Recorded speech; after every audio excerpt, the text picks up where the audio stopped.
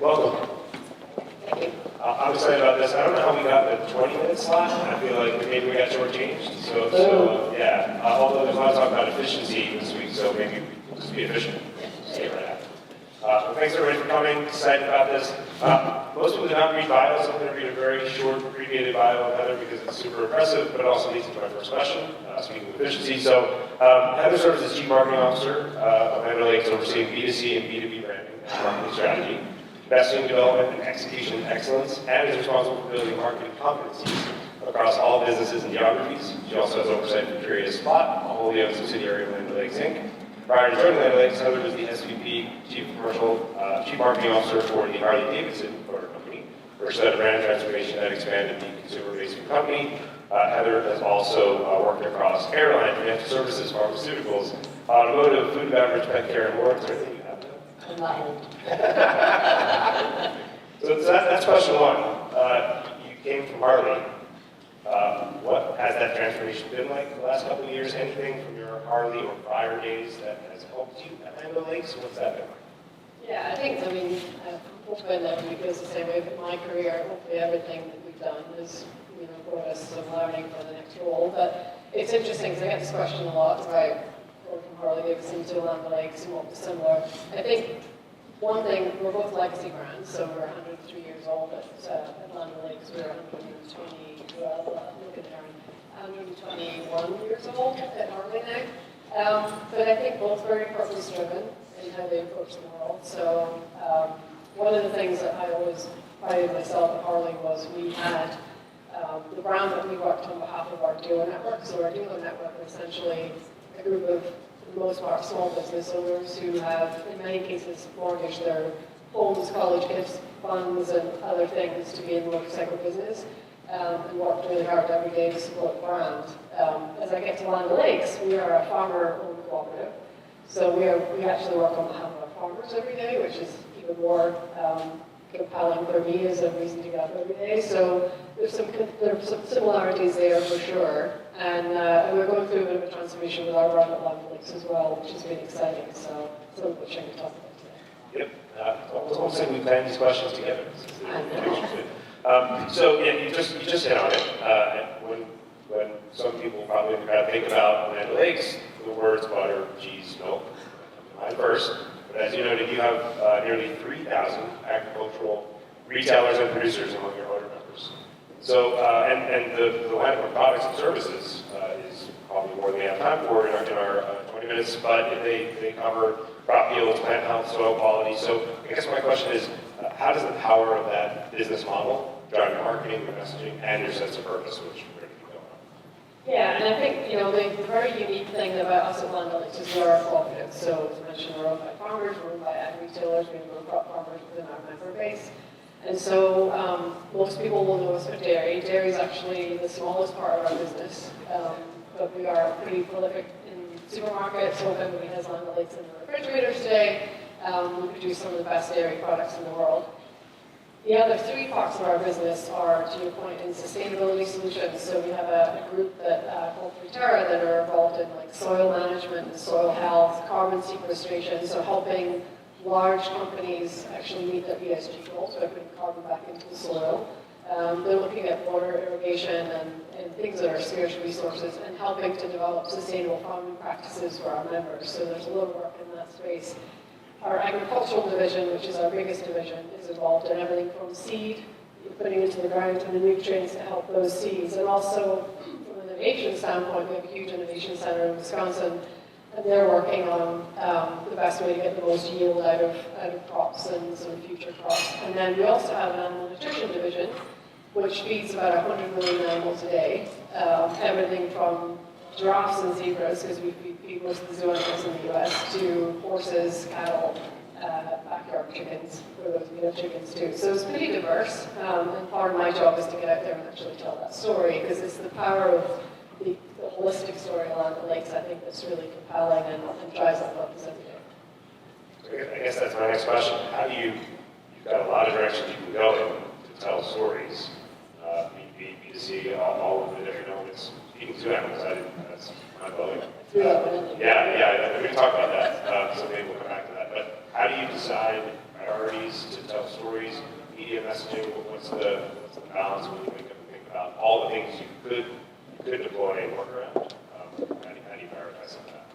Yeah, so I think, and our CEO talks about this, Matt Ford talks about this all the time. Our success is really, our member success is our success. So we are a cooperative, our profit motives might be different from the C Corp, so we're really there to support them. So everything that we do within the marketing space, yes, we have to make money, we're selling dairy products, but we're also there to help them succeed. So I think that what we're trying to do today is think back to what are the things that would help them. So we developed our enterprise brand, a more meaningful enterprise brand several years ago when I came into the company, and actually Lynn sitting in the front row is one of the architects of that. And that's helped us to really think about like the areas that we should talk about and the areas that we can impact. So we're talking about sustainable futures, and we think about sustainability, by the way, more broadly. So not just in the environmental factors, but sustainability of the farms, of farming.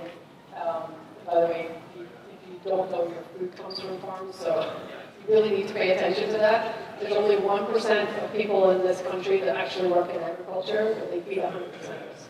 And so part of our mission is to get out there and tell people, why farming is so critical, why farmers are so critical. And then in addition, safe and plentiful food supply. So food insecurity is a thing, and it's becoming more of a thing. And I think you and I talked about this when we spoke last week. Food insecurity is something that affects many, many people, including people you know. So it's not the people you may think. It's actually, if you go to any food bank, you'll see people there that you would not assume that would need to be at the food bank. So it's becoming more of an issue. And so for us, it's making sure there's a safe and plentiful food supply. So in supporting rural communities in which these farmers live and breathe in and operate in, we can help to hopefully secure that food supply chain. I want to come back to that, but first we talked a little bit about the digital divide in this country, which obviously Land has had impact on, direct impact, obviously partnership impact as you said, a computer brand. And I guess I'm curious, what do you see in Land role as that computer brand? How do you partner with other brands? You talk a little bit about modern rural collecting. Love to hear a bit about that and the opportunity for others to partner with you. Yeah, so super exciting. So about a few years ago, before I started with the company, our CEO raised the issue around broadband connectivity. So about 42 million Americans did not have access to the internet. And it's as important as electricity today, right? So particularly in rural communities, that was an issue. And if you think about the pandemic, when if your kids were at home being schooled at home online, that was a privilege because many kids couldn't do that. So we set about, as a first step, was actually just trying to put some short-term solutions in place and get some of our key customers at Walmart to open up their Wi-Fi hotspots so kids could at least be in the parking lot of Walmart so it would work. But more importantly, we put pressure on folks in DC to really put some funding behind this. So we managed to get about $65 billion worth of funding to put broadband connectivity across the U.S. and have these underserved communities. And it's not just rural, by the way, it's some urban communities as well. And so that money then went to the states. The problem is that then the money goes to the states, and you never know if it's actually going to be spent on the right things. So we put together this American Connection Force, which is a group of fellows who are now in those communities actually helping to operationalize broadband. And it is having a fundamental impact on people's lives. It's from a business standpoint to make sure that our farmers can develop, and they use a lot of technology these days, so they need the internet connectivity. People getting access to healthcare, and then of course education for kids. So that's been a really big initiative for us. And then following on from that, that was also something we couldn't do alone. We're a cooperative, we don't write big checks, but we can use our voice. So we actually convened, I think it was about 175 companies, everybody from like a Target and a Walmart to a Mayo Clinic and lots of other great brands that came together with us. And so this year we're launching what we're calling the Modern Rural Collective, and that is about helping us to change the narrative around rural America. And a lot of that is because there's a lot of misconceptions around the importance of rural America, but also who rural America is. And if you, an example we use is if you Google American farmer today, you will see a white gentleman in blue overalls in front of a red barn. Or you'll see some junky truck in the yard and everything looks really downtrodden and horrible. And the reality is... It's not the American farmer. exactly. Reality is it's so much more diverse these days. There's a ton of innovation and entrepreneurism happening in rural America. The values of rural America are really a model, I think, for this country that we've kind of lost. So that sense of community, that sense of neighborhood, working together. So we are on a mission to tell that story. And the marketing industry and folks in this room, you have a lot of power to change perceptions. And so we're going to call on brands, and we've already done some of this and had great response, to have brands join us in telling the story and starting to shift that narrative away from where it is today. Awesome. The boots on the ground part of what you're talking about to me is the best part, because there's so many great initiatives out there, and you hear about it, you mix it up, but you never really know if it's executed. The fact that analytics is part of the team, driving the team to actually make sure broadband, et cetera, what's happening across America, I just think that's powerful. So our CEO keeps talking about stop admiring the problem. So she does this in DC all the time, which is hilarious. Some politicians stop admiring the problem, actually get out there and take some action. So that's really naturally really bad. It's a great quote. I also wrote down, you said something about that you said your team. I think you're changing the lives of people you never meet, which I think is that doesn't keep you at your employer. That's pretty great. You dropped some impressive stats.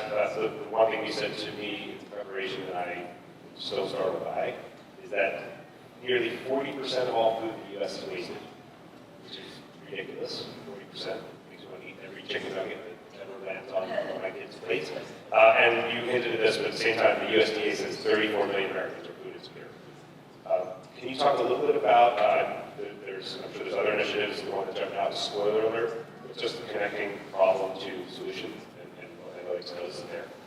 Yeah, so I mean, I know from my own personal household, we've gotten really conscious of how much food we're wasting in the house too. So we've changed our shopping habits to shopping more often and making sure we're not doing that. But so the big part of what we're doing at Land O'Lakes, and we've always done this, is give back to the communities that we serve. And so food, additionally, extra food, inventory overages and things, we've been doing that. It's actually a very manual process and can take time, and it's not as efficient as it could be. So our partnership with Spoiler Alert, which is a really interesting organization, they've streamlined that process for short-dated inventory. So now we can work with them to make sure that as much of that short-dated inventory is getting into the right hands.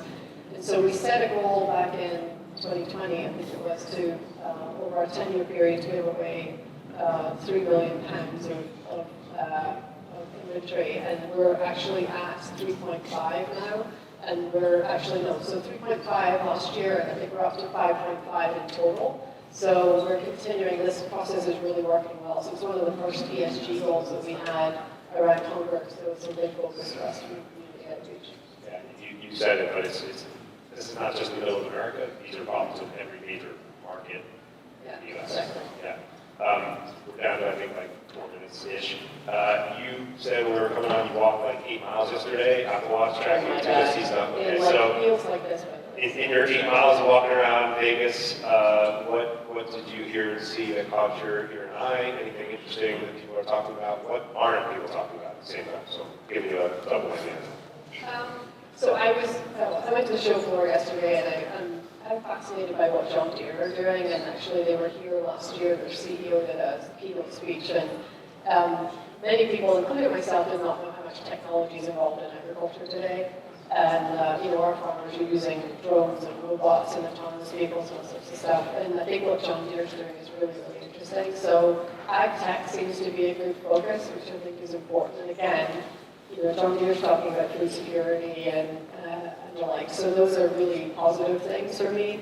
The thing that scared me to death yesterday, as a motorcyclist who rides on the road and is worried about distracted drivers, was Mercedes-Benz have some really interesting technology that's called MBOS, that basically your entire dashboard can light up. You can do Zoom calls from your car. Super scary. And it has all this just very distracting kind of thing. So I'm a little worried about that. I think, I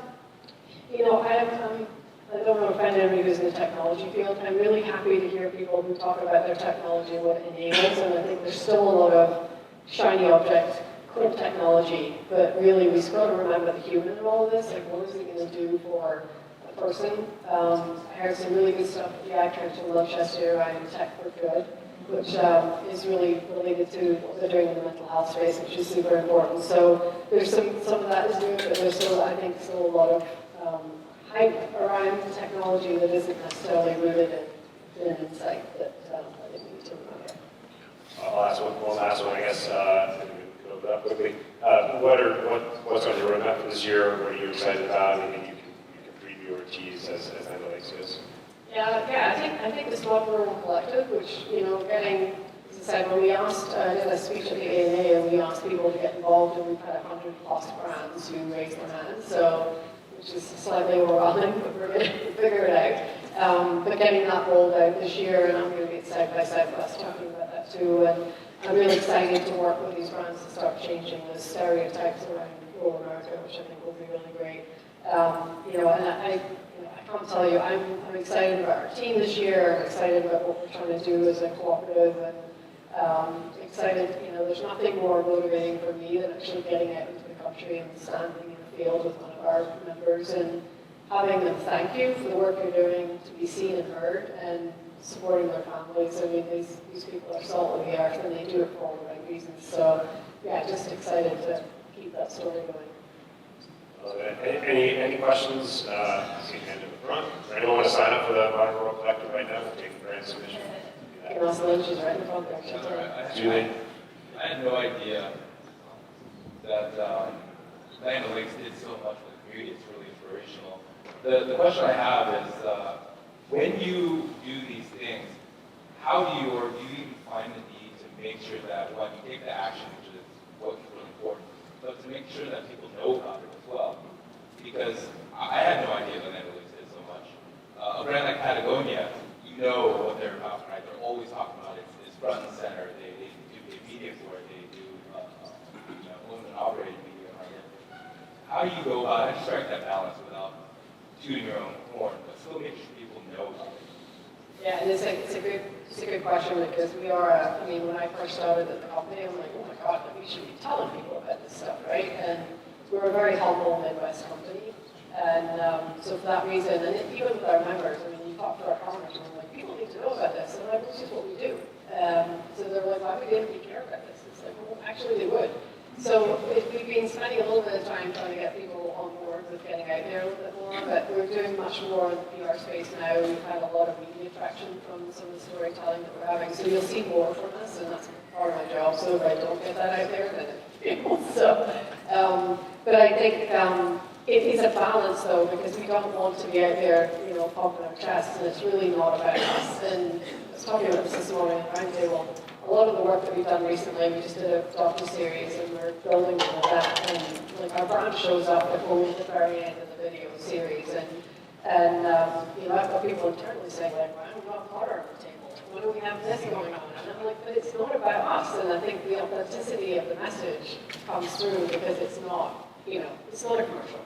It's just an art, really a story that touches people's hearts and minds. So it gets people to think differently, and that's really what the job is. Keep butter off the table, you're doing just fine. We'll put it back on the table. Well, thanks, Heather. This has been great. Appreciate everything that you do and everything that Mike says. And keep up the great work. Have a great day.